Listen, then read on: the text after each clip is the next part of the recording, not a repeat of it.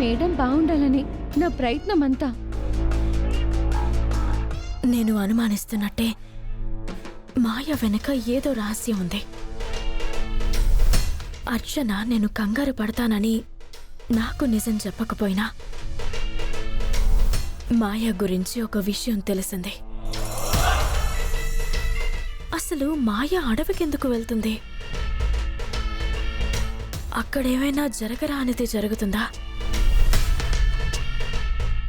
ఇది నా కుటుంబానికి హానికరమా? అంతకు మించిన ప్రమాదమా? రేపే మాయ గురించి తెలుసుకోవాలి. అవసరమైతే తేల్చుకోవాలి.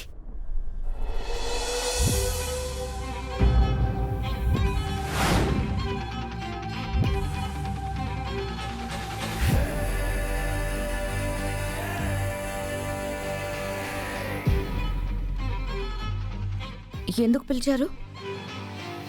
ముందు కూర్చో.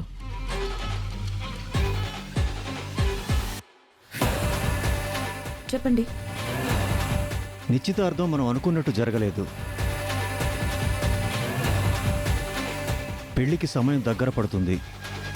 పెళ్లికి కావాల్సిన ఏర్పాట్లను మొదలు పెడుతున్నాం.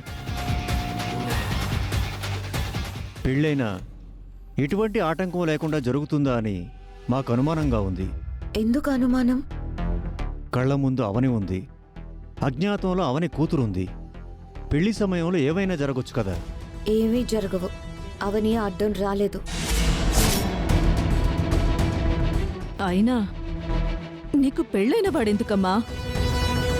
నువ్వు అంటే 5 నిమిషాల్లో 1000 మంది నీ ముందు క్యూలో ఉంటారు. మా మాట వినమ్మా.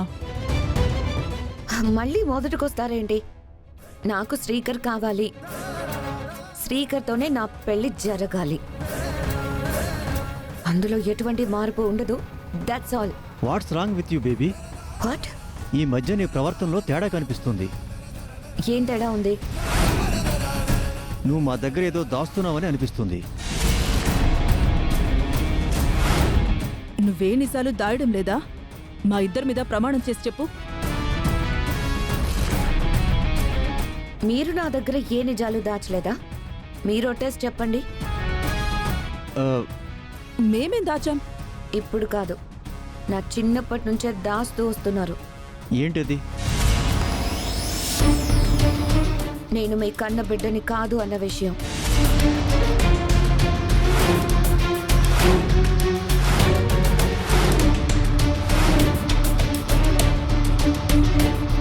ఈ విషయం నాకు ఎప్పుడో తెలుసు. అయినా మిమ్మల్ని అడగలేదు. ఎందుకంటే మీరు నన్ను ఎంతో బాగా చూసుకుంటున్నారు కాబట్టి.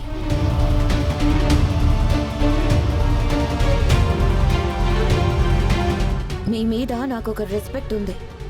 దాన్ని మీరు పోగొట్టుకోవద్దు. అలాగే మీరు నా పర్సనల్ విషయాల్లో టూ మచ్గా ఇంటర్ఫియర్ కావద్దు. అది మనకు మంచిది కాదు. నా మీద మీకు ఏ విషయంలోనైనా అనుమానాలు ఉన్నట్టు మాట్లాడితే మాత్రం నేను ఒప్పుకోను.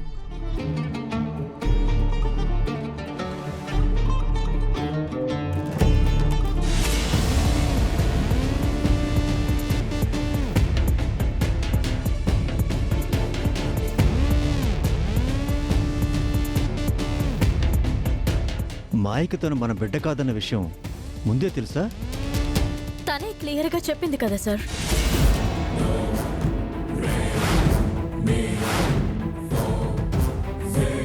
నేనంతా విన్నాను. తనని మీరు ఎక్కడి నుంచి తెచ్చారు? ఇంత దూరం వచ్చిన తర్వాత ఇంకా నా దగ్గర దాచడం ఎందుకు? చెప్పండి. మేము టూర్కి వెళ్ళినప్పుడు ఓ అడవిలో దొరికింది.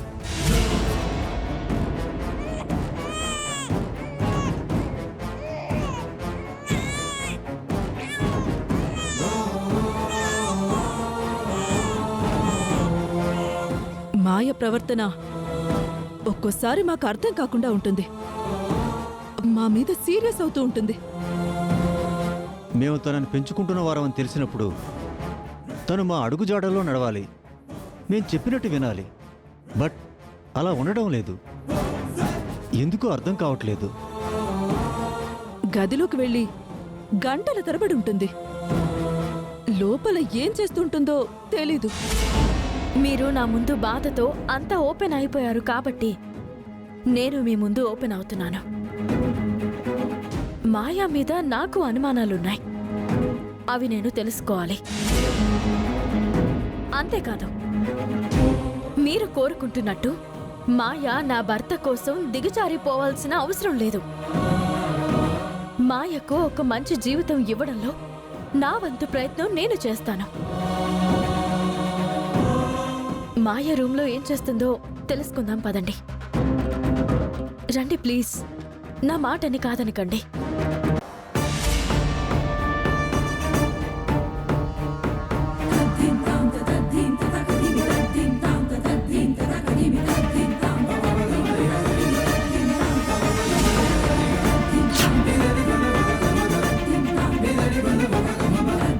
చెప్పు మాయా. పెళ్లి విషయంలో నా పెంపుడు తల్లిదండ్రులు నన్ను తొందర పెడుతున్నారు.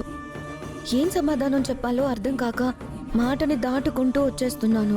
అవని మెడలోని మాంగళ్యం మనకు పెద్ద అడ్డంగా ఉన్నంతకాలం మనం ముందుకు అడుగు వెయ్యలేం మాయా.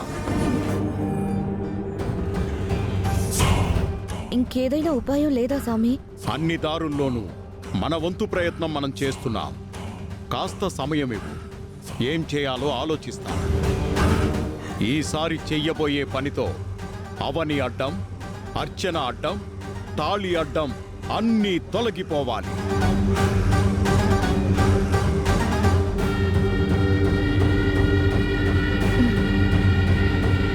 మాయా, మాయా, మాయా, అమ్మ మాయా.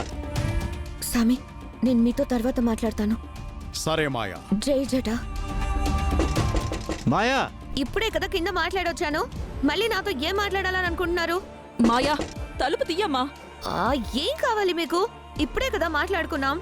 ఒక్కసారి తలుపు తీయమ్మా. అరే, అడుగుతుంటే సమాధానం చెప్పరేంటి? ముందు డోర్ ఓపెన్ చేయమ్మా.